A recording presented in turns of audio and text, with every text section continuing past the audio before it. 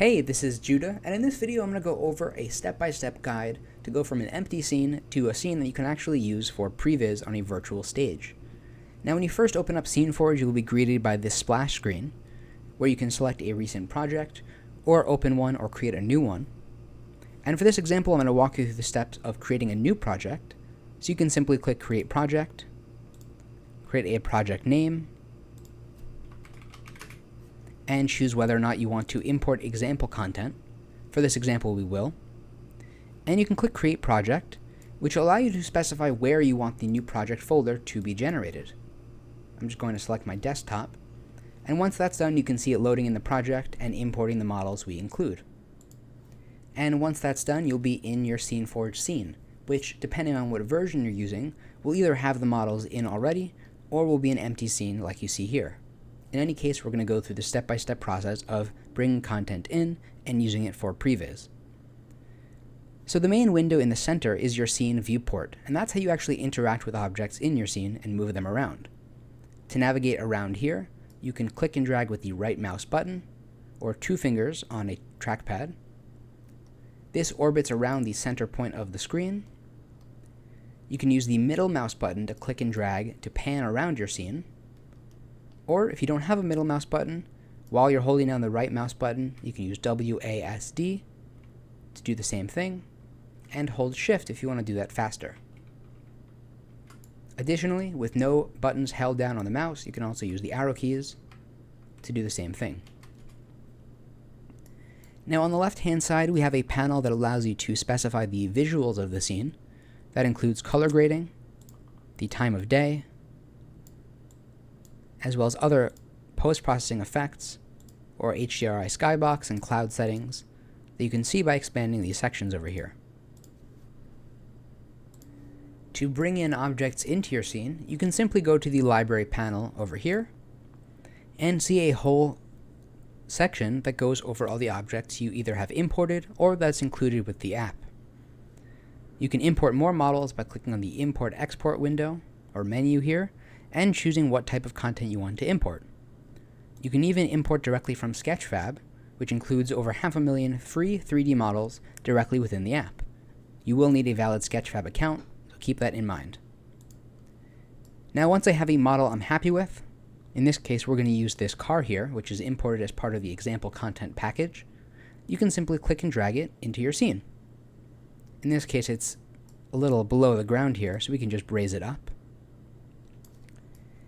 So to move objects around, when you select them by clicking on them, you'll get this little transform gizmo that appears on the origin point of the object. I can click and drag any of these axes to move the object on the X, Y, or Z axis, or click and drag this plane here to move it smoothly along the ground or along the X and Z axis. I can switch between move, rotate, and scale using these buttons over here. So right now we're in move mode, but I can switch to scale mode or rotate mode to rotate around the specified axis, or scale mode over here to scale it on any axis I want.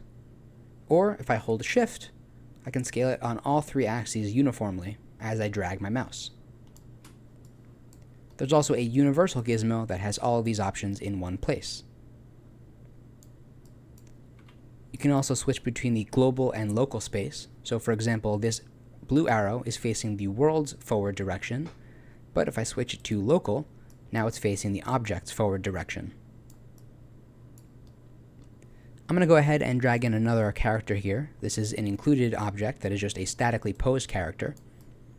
And you can see that as I select objects, the properties panel will update to show the object's properties. And this is how I can control various aspects of the object, such as including ray trace reflections, using the module system, or if I expand this section, we can interact with the actual transform values itself directly in the properties panel. Depending on the object type, it'll have different properties, as I'll show in a moment.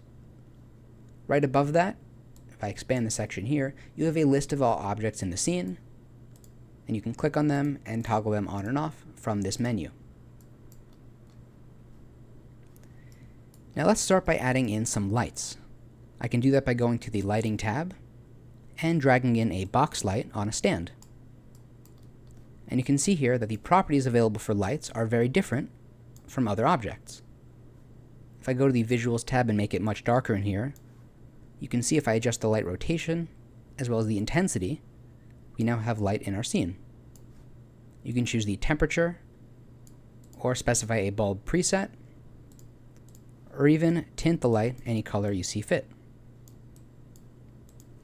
We also have various indirect lighting modes, such as adding global illumination in different methods, and turning on and off volumetric effects around the light. So keep that in mind as you're interacting with lights. There are many options available depending on the type of light you're using. Now, of course, we do need a camera, so let's go to the cameras section over here. And we have a free-floating camera, a tripod camera, or a crane camera. In this case, I'm just going to use a free-floating camera because that gives us the most control. And you can see as I move it around, it works just like any other object. But of course, we want to see what the camera sees and interact with its viewfinder. To do that, we can go to shoot mode. So stage mode is where you interact with your scene, and shoot mode is how you can control the currently active camera. Cameras get activated by just simply clicking on them. Now you have this viewport here, and I can click and drag with my left mouse button to rotate the camera. But of course right now everything's blurry, everything's out of focus. So what I can do is adjust the values of the camera by moving my mouse over these properties and using my scroll wheel. So as I increase the focal length or zoom in and out and the focus distance, you can see our scene comes into view. Now right now we have a very small sensor here, so when the camera's properties, I can increase this to a 35mm lens. And now in shoot mode, we can increase the focal length to something more reasonable, adjust the aperture and the focus distance to change what's currently in focus. Now while the left mouse button is being held down, I can use WASD to move forward, back, left, right, or Q and E to move up and down. And so this gives us a lot of control over this camera here. I can see the current focus level by switching to this depth mode, and that allows us to actually see what's in focus, with darker values representing more in focus and lighter values representing out of focus. I can set the focus distance by right-clicking, as you can see, like so.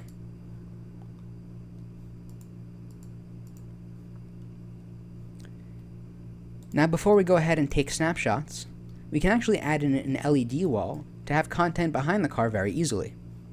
To do that, we can go to the Visuals tab, go to the Stage Configuration menu, and switch from the stage preset of Off to either a custom stage that you can configure with these options, or an existing view stage. I'm going to click on View Vegas. Now we have a representation of the Vegas stage. I'm going to go ahead and move the light around to the back, and switch our camera from facing that way to the back of the car.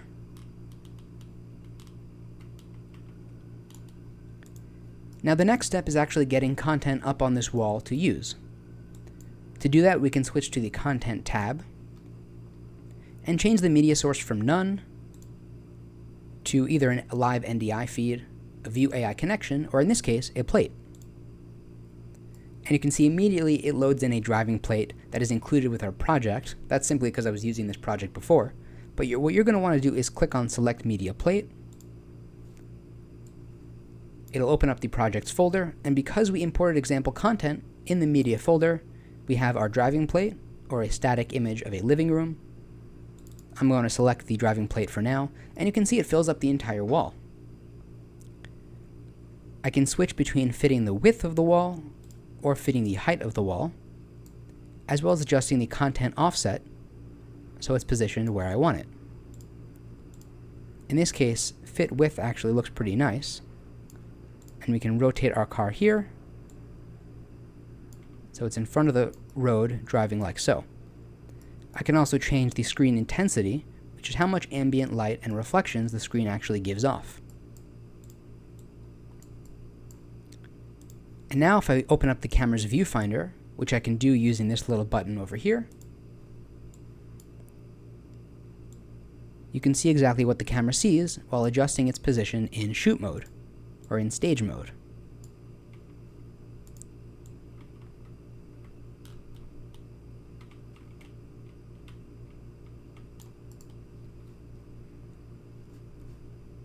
So I really quickly got a shot that I like of inside the car. And if I go into stage mode, you can actually see where the camera is positioned, somewhat unrealistically in the trunk, but from a virtual camera's perspective, it works pretty well. And what I can do to actually save this snapshot is click on the little snapshot button over here. And that now makes that snapshot available in storyboard mode, which you can use to compile actual storyboards directly within SceneForge. You can see I have a list of all the snapshots I previously took in my project on the left-hand side here, and I can simply add a frame, make sure it's selected, and click on the frame I want to assign to that storyboard frame. And you can see we have all our camera properties, and we can add properties of this individual frame, which can then be exported to a storyboard as you see fit. So I can add a couple frames here and rearrange them like so. Now you'll notice over here that we have a top-down floor plan view of the scene. That can be viewed in the floor plan mode up at the top. Now you can see exactly where the camera is, where your lights are, and where the LED wall is in relation to the bounds of your set. I can also go over here and switch to the wall drawing mode and actually draw, by clicking and dragging, walls for rooms in our scene. I can also go ahead and add doors and windows to rapidly prototype different locations and environments for our scene. There's a much more detailed video on the floor plan editor on this channel as well, but you can see in stage mode it now gets generated over here for us to interact with. And that is a really high-level overview of using SceneForge and getting content into your scene. To really quickly go over another configuration here, I can drag in a living room set. So I quickly put together a couple characters as well as this camera here, which sees them in front of the wall. But what we can do now is actually switch the content from this driving plate to this image of this living room here. And if I switch it to fit height and adjust the offset so now it's behind our characters, as well as decrease the screen intensity because we have a nice time of day over here, you can see now, if I zoom in a little bit, we have our characters in front of our backdrop using the virtual LED wall. And so those are just a couple examples of how you can get content in your scene and interact with it for pre-visualizing and storyboarding various aspects of your virtual production shoot.